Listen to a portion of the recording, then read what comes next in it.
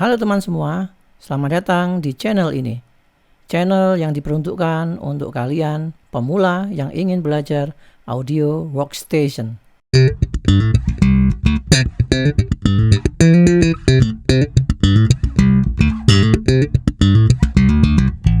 Teman-teman, ketemu dengan saya. Hari ini kita akan selesaikan pembahasan kita mengenai audio interface ya. Yang terakhir ini adalah audio interface yang bentuknya adalah mixer. Barangnya adalah ini. Mereknya adalah Yamaha, serinya adalah MG12XU.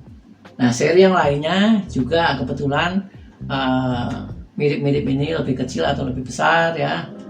Dia juga punya fitur audio interface.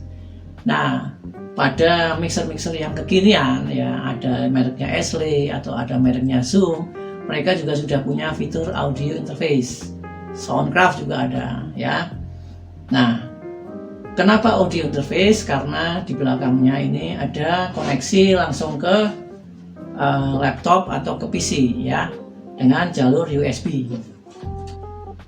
Pada audio interface yang kemarin yang saya tunjukkan yaitu Motu Ultralab Mark III atau Tascam yang saya punya itu, sebetulnya di dalamnya kan ada DSP-nya, Digital Sound Processor. Nah, DSP itu sebetulnya intinya sama seperti mixer ini. Dia punya fitur-fitur pengolah audio. Cuman permasalahannya dia hanya bisa dibuka di komputer. Nah, untuk beberapa orang hal itu agak menyulitkan karena tidak user friendly ya. Nah, biasanya mereka menggunakan mixer yang analog. Nah, maka oleh sebab itu mixer Yamaha menciptakan suatu mixer analog yang mana nantinya bisa dikonversi menjadi digital pakai jalur USB. Nah, barangnya seperti ini ya. Untuk koneksinya sebetulnya sama aja. Di sana ada beberapa channel yang kita bisa masukkan sumber suaranya. Misalnya dari mikrofon, dari gitar, dari bass, dari keyboard, dan sebagainya. Levelnya juga ada 3 level, dari mic level pakai XLR, bisa pakai instrumen TRS, bisa juga pakai line level ya. Mixer ini sebetulnya mixer sederhana seperti mixer-mixer lainnya. Nah, channelnya ada beberapa yang kita bisa gunakan untuk macam-macam. Ini kebetulan koneksinya koneksi combo nih ya. Bisa kita gunakan untuk XLR, misalnya untuk mikrofon, ada yang TS misalnya untuk instrumen gitar misalnya atau bass, ada juga TRS misalnya untuk yang lain ya. Nah, dalam contoh ini ya, misalnya sumber suaranya dari mikrofon kita masukkan dalam channel 1 misalnya. Nah, lalu di bawah channel 1 ini ada pengaturannya, pad atau untuk pengurangan volume sejumlah desibel tertentu. Karena mungkin voltasenya terlalu besar, kita perlu kurangkan. Terutama kalau misalnya yang masuk itu line keyboard itu biasanya voltasenya terlalu besar, kita bisa pad, turunkan desibelnya. Kalau tidak perlu ya tidak usah. Nah, lalu di sebelahnya ada high pass filter nih. Ini misalnya kalau kita pakai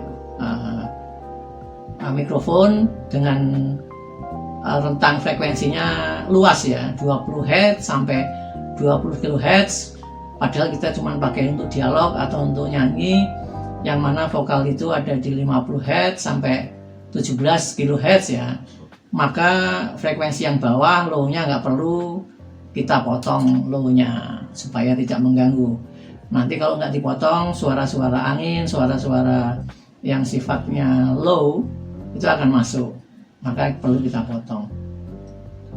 Nah, jalur voltase masuk lagi ke potensio nih, potensio trim atau gain. Nah, analoginya trim atau gain ini seperti keran. Jadi voltasenya kita bisa buka pelan-pelan sampai kerannya itu mengucurnya deras. Analoginya seperti itu. Nah, yang perlu kita perhatikan adalah pada fader ini harus pada posisi 0 dB, yang artinya adalah bahwa dalam posisi ini tidak ada amplifikasi. Tidak ada pengerasan atau penurunan amplifikasi, ya. Semuanya netral. Preamp-nya tidak bekerja, gitu ya. Nah, kita kembali lagi, kita buka pelan-pelan sehingga indikator di bawah ini, di sebelah fader ini menyala.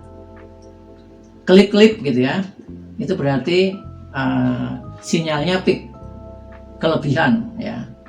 Setelah menunjukkan kelebihan, maka trimnya ini, potensionya kita kurangi sedikit sehingga tidak berkedip lagi. Nah, sebaiknya posisi misalnya untuk vokal ini, dia harus mencoba pada kekerasan yang maksimal, peaknya di mana gitu ya. Jangan pada kekerasan yang minimal, supaya kita tahu peaknya di mana. Umumnya pada refren terakhir lah, kalau orang menyanyi itu melakukan itu pada refren terakhir, baru kita buka. Nah, di bawahnya yang tombol kuning ada kompresor. Kompresor itu gunanya untuk mengkompres suatu dinamika yang terlalu tinggi jaraknya terhadap dinamika yang rendah. Contohnya misalnya ada khotbah di gereja atau di masjid ya. Nah, biasanya pengkhotbahnya itu kadang berbisik, kadang teriak gitu ya. Itu dinamikanya kan rentangnya terlalu tinggi, mengagetkan gitu. Sehingga pada saat teriak itu perlu dikompres, didekatkan dengan sinyal yang berbisik tadi. Nah, setelah relatif tidak, rentangnya tidak jauh, baru kita naikkan volumenya, itu bisa pakai kompresornya. Lalu yang potensi warna hijau ini adalah equalizer, untuk kita memperjelas tone-nya. Kurang high kita putar, high-nya terbuka, kurang middle kita buka middle-nya, kurang bass kita buka bass-nya. Lalu yang biru adalah auxiliary. Auxiliary itu untuk efek ya. Ada biru, ada putih. Auxiliary 1, auxiliary 2. Kebetulan yang biru ini, auxiliary 1 ini efeknya sudah disediakan di sini, yaitu efek reverb dan macam-macam reverb seperti itulah ya. Nah, kalau kita buka berarti channel 1 ini akan ketambahan reverb. Kalau kita tutup berarti dia dry, nggak ada reverbnya. Nah, auxiliary 2 kalau kita pakai efek yang di outboard gitu ya, eksternal, kita bisa tancapkan di sini send effect aux 1, aux 2 bisa di sini. Kita bisa masukkan di channel 1 melalui potensio yang putih ini, aux 2. Lalu potensio merah ini mengenai pan, yaitu kiri kanan, panning ya. Kalau dalam konteks keluarannya stereo, ini bisa keluar di sebelah kiri, bisa keluar di sebelah kanan gitu. Nah, fungsinya seperti apa? Misalnya kalau sumber suaranya ini adalah mikrofon drum gitu ya, misalnya drum, hi-hat kita bisa tempatkan di sebelah kanan sedikit ya. Lalu sebelah kanannya lagi ada namanya snare ya, snare. Lalu yang tengah adalah tom-tom, yang sebelah kiri adalah floor. Begitu juga simbal, kita bisa sebelah di kiri, sebelah di kanan. Itu untuk panning. Lalu jangan lupa jalurnya ini masih tertutup kalau tombol on off-nya ini tidak ditekan sampai menyala lampunya. Lalu di bawah ada tombol fader. Ini untuk amplifikasi, menambah kekerasan bunyinya, volumenya, atau mengurangi volumenya ya. Kalau tidak digunakan, posisikan pada angka 0. Lalu di sini ada dua tombol, yang satu tombol group, yang satu tombol stereo. Group itu bila kita akan kirim channel ini ke suatu fader group di sini. Fungsinya misalnya untuk mengklasifikasikan satu karakter suara yang sama, misalnya drum. Channel 1, 2, 3, 4 ini drum ya. supaya mudah pengaturannya amplifikasi atau fadernya ini, channel 1, 2, 3, 4 dikirim ke grup 1 ya, grup 1 ini. Jadi grupnya ini akan dikendalikan oleh fader grup 1 ini. Nah, kalau tidak ke grup 1, maka tujuannya adalah ke master stereo ini. Maka tombol master ini bisa ditekan ya. Misalnya tadi yang 4, 1, 2, 3, 4 ini adalah drum, yang 5 adalah gitar, yang 6 adalah bass. 5, 6 ini enggak ke grup tapi langsung ke master, maka tombol merah ini ditekan ya. Pengaturannya ada di sini, masternya ada di sini. Nah, lalu di tombol yang paling terakhir ada PFL. Ini adalah tombol solo. Kalau kita tekan berarti channel 1 ini akan berbunyi sendiri gitu. Lalu indikator solonya itu begitu kita tekan dia akan masuk barnya ini ya, dB barnya ada di sini, akan masuk channel 1. Nah, lalu apalagi ya, keluarannya ada 2, master outnya ada 2 dengan koneksi bisa XLR, bisa TRS ya, balance ya. 2 itu maksudnya kiri dan kanan. Lalu dia disediakan juga koneksi untuk headphone. Lalu grup tadi juga bisa dikeluarkan untuk monitor grup sendiri, drum sendiri gitu ya. Atau bisa juga monitor itu kita gunakan untuk di panggung, ada monitor out nih bisa ya. Sederhana kan? Lalu di sini ada tombol phantom power. Kalau misalnya mikrofon yang kita gunakan adalah mikrofon kondenser perlu catu daya, maka kita tekan phantom power. Pada bahasan sebelumnya kan saya sampaikan bahwa mikrofon yang kondenser itu kan jalurnya pakai XLR. Maka yang kena phantom power hanya yang jalur XLR aja. Nah, kalau misalnya ada mikrofon dynamic pakai koneksi TS, maka dia nggak akan kena jatuh daya, jadi aman untuk mikrofonnya itu. Lalu mengenai koneksi audio interface-nya itu ada tombol di sini.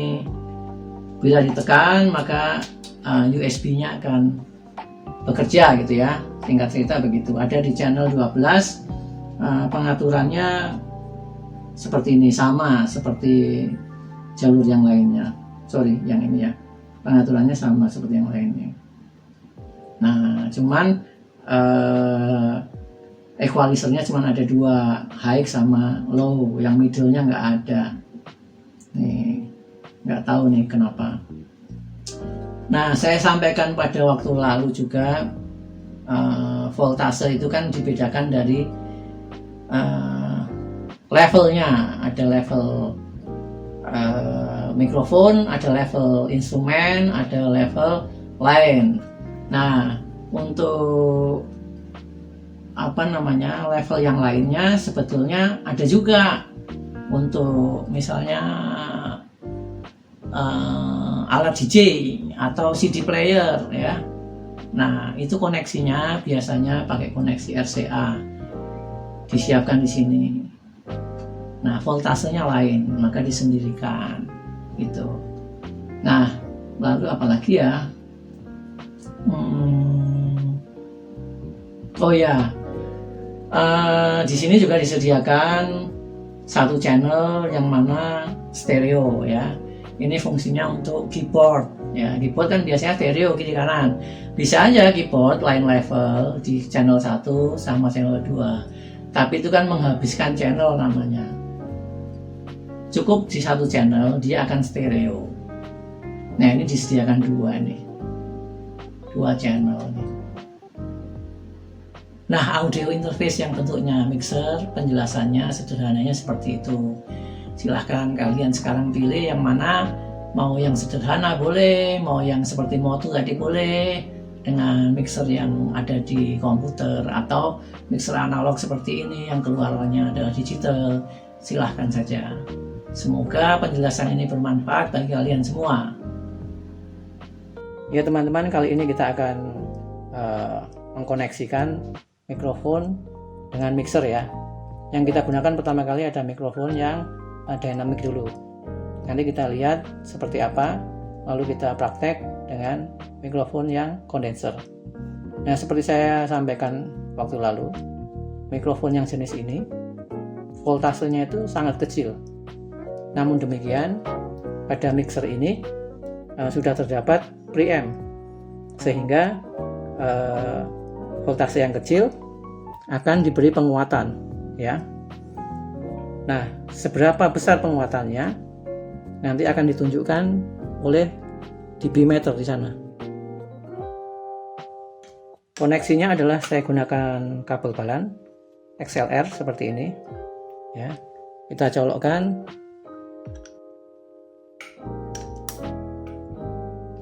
di ujung mikrofon, lalu ujungnya lagi kita masukkan ke channel salah satu. Saya pilih channel 1 ya.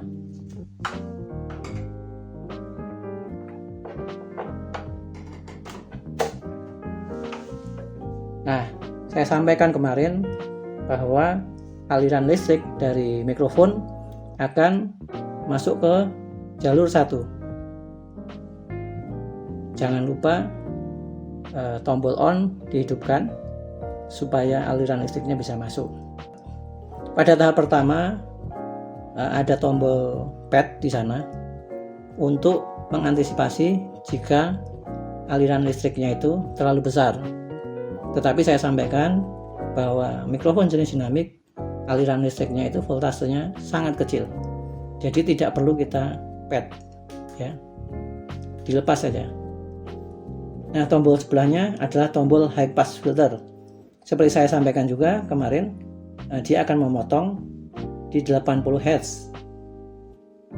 Kalau mikrofon kita tanggapannya terlalu lebar ke bawah, misalnya 20 Hz, padahal kita gunakan hanya sebagai dialog, maka kita bisa potong frekuensinya di 80 Hz di sini. Supaya suara-suara low yang mengganggu seperti suara angin dan sebagainya itu terpotong, tidak tercapture. Nah, listrik dikirim ke trim atau gain ya. Seperti saya sampaikan juga kemarin, ini analoginya adalah keran. Kita akan buka pelan-pelan sampai keran itu maksimal ya. Maksimalnya seperti apa? Maksimalnya adalah ditunjukkan dengan indikator peak di bawah. Kalau dia sudah menyala, klip, kita turunkan sedikit supaya tidak klip. Nah, disitulah titik maksimalnya. Lalu di bawahnya kompresor saya tutup di posisi 0. Lalu equalizer saya tutup juga semuanya di posisi 0. Lalu ada auxiliary tidak kita gunakan, juga 0. Panning juga tidak kita gunakan. Saya pengen keluarnya di tengah-tengah, pada posisi tengah. Lalu tombol on jangan lupa tadi. Nah, yang perlu diperhatikan juga semua fader, khususnya dalam konteks channel 1 ini, fadernya ada di posisi 0, yaitu tidak ada penguatan atau tidak ada penurunan amplifikasi ya. Lalu yang kita perhatikan juga adalah ada tombol group di sini.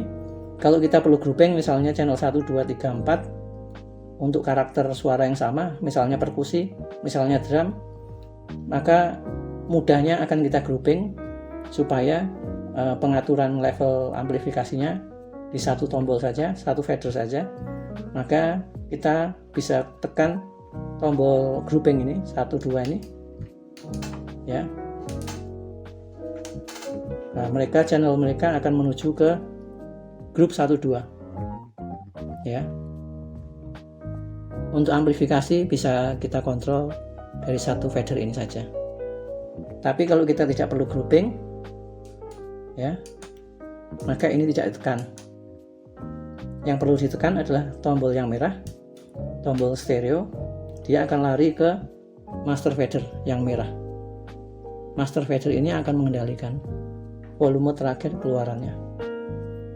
Nah, yang di bawah adalah tombol solo. Dalam konteks kalau semua channel terisi, kita ingin mendengarkan salah satu channel, kita bisa solo. Nah, fungsi solo ini juga akan mengirimkan meter dB di sini, ya. Sekarang akan kita coba untuk channel 1. Kita tes mikrofonnya dengan kekerasan suara seperti ini. Tidak begitu keras, tidak begitu pelan juga. Namun demikian, kalau teman-teman mau mencoba dengan penyanyi, sebaiknya mencoba dengan kekerasan yang akan ditampilkan oleh penyanyi itu. Biasanya pada refren-refren terakhir, ya. Kita coba tes.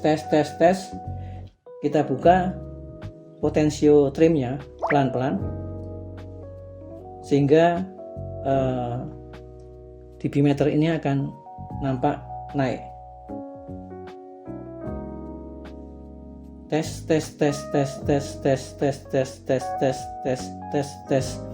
Nah, saya buka sampai setengah saja pada posisi jam 12. Ya.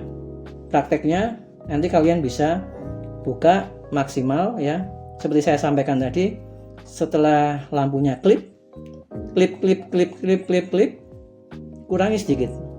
Nah, di sana gain stagingnya yang paling maksimal. Tapi dalam konteks pembelajaran kali ini saya pakai di setengah jam 12 untuk membandingkan. Nanti kita coba dengan preamp, ya, kekerasannya seperti apa. Nah, dalam konteks semuanya flat 0, ya, kekerasan suara saya ada di minus 15 dB, kadang sampai minus 10 dB, rata-rata di minus 15 dB, ya teman-teman bisa lihat di sini. Nah, sekarang bagaimana kalau kita rasa kurang keras? Sepanjang belum klip, kita bisa naikkan trimnya sampai dengan maksimal. Seperti saya sebutkan tadi, maksimalnya sampai klip, baru kita kurangi. Katakanlah jam 12 ini maksimalnya ada di minus 15 dB.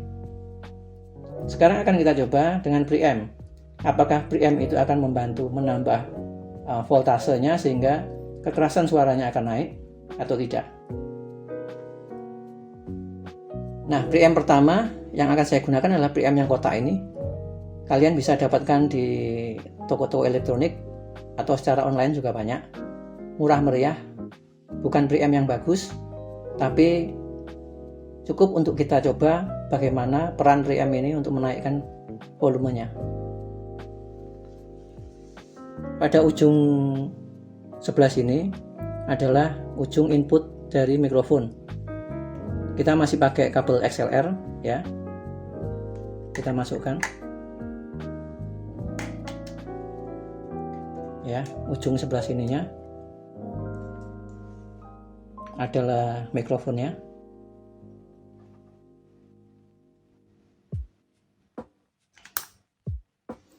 Lalu ujungnya sini kita juga gunakan kabel XLR.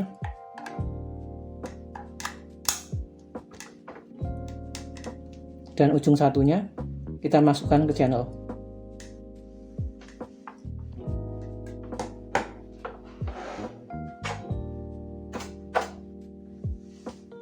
Sekarang akan kita coba trimnya, kita buka di angka jam 12. Sebagaimana tadi mikrofon itu kita coba tanpa preamp.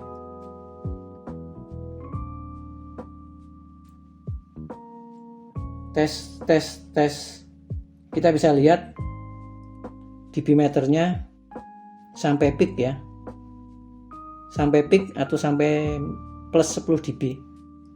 Sangat berbeda sekali dengan mikrofon tanpa preamp.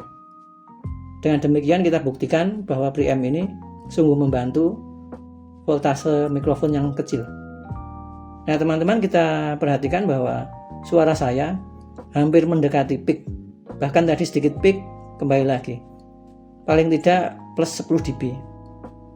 Nah, kita perlu ruang yang namanya headroom untuk menjaga supaya nanti kalau kita tambahi atribut-atribut, misalnya kita tambahi high-nya kita naikkan, atau middle-nya kita naikkan, atau bass-nya kita naikkan, atau kita tambahi atribut reverb, itu masih ada ruang. Atau kalau kita nanti ternyata berbicara lebih keras daripada biasanya, akan melewati 0 dB, akan mencapai peak, maka kita perlu ruang yang kita sebut headroom. Nah, oleh sebab itu, maka trimnya perlu kita turunkan supaya kita punya ruang headroom.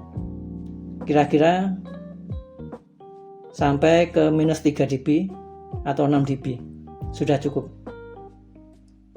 Dan itu sudah melewati volume yang tanpa preamp tadi. Nah, teman-teman, untuk yang kedua kali kita akan coba preamp. Preamp ini yang bentuknya seperti kapsul, lebih sederhana. Kalian bisa dapatkan juga di pasaran, ada di online juga ya. Cara pasangnya mudah, tinggal dicolokkan di mikrofonnya, lalu sambungkan dengan kabel XLR. Ujung XLR ke channel.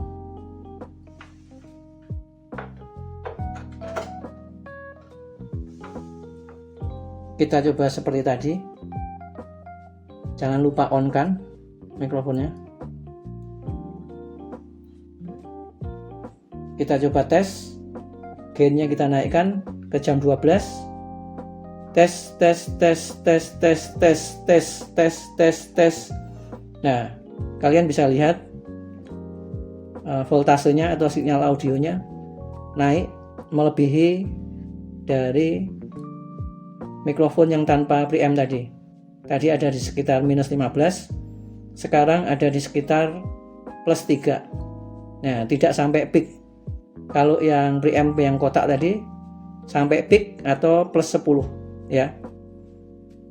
Penguatan ini sudah sangat cukup. Seperti sudah saya bicarakan tadi, kita masih perlu ruang, yaitu namanya headroom, untuk menjaga bila mana kita nambahi atribut-atribut seperti penambahan tone, high, middle, bass, atau penambahan efek-efek reverb, supaya kita masih mempunyai ruang yang cukup. Saya kira ini plus 3, plus 6 ya, menurut saya juga sudah cukup tinggi ya. Kita bisa turunkan dengan trim ini, ada di sekitar minus 6. Minus 6 sudah jauh di atas minus 15 yang mana kita coba mikrofon ini tadi tanpa preamp. Nah, sekarang kita coba dengan mikrofon yang kondenser ya. Sama seperti tadi, koneksinya pakai kabel XLR ya. Ujung satunya kita colokkan ke channel 1.